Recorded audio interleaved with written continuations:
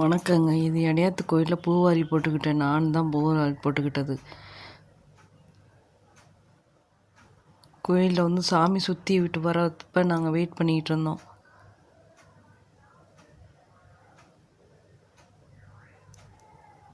எல்லாத்துக்கும் நிறைய பேர்த்துக்கு சாமி வந்துருச்சு.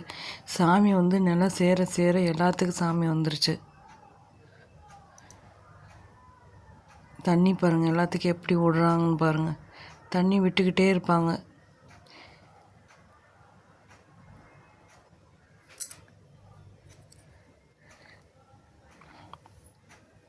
ரெண்டு சைடு 4 சைடு தண்ணி விட்டுக்கிட்டே இருப்பாங்க.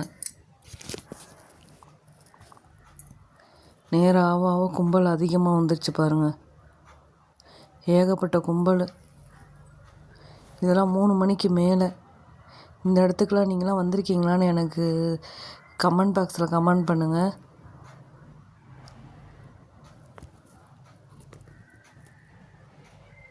இதெல்லாம் நாங்களாம் இறங்கவே இல்லை.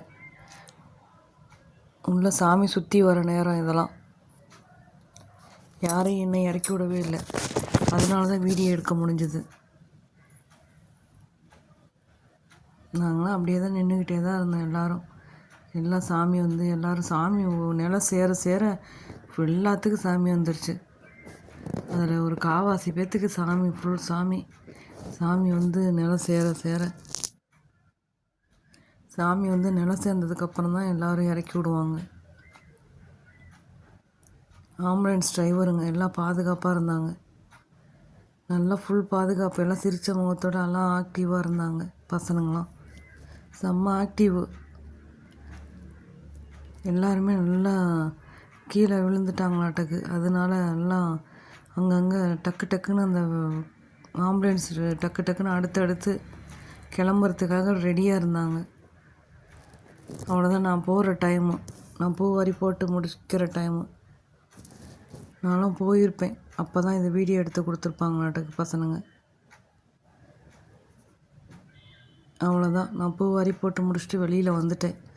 இதெல்லாம் காளான் சில்லி பச்சி, மிளகா பச்சி, ஸ்வீட் கார்ன் எல்லாம் நிறையா விற்றாங்க. ஆனால் நாங்கள் சாப்பிட மாட்டோம்.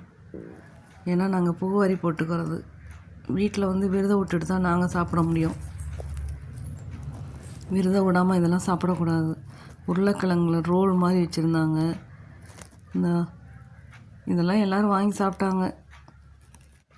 ஆனால் எனக்கு பிடிக்காது.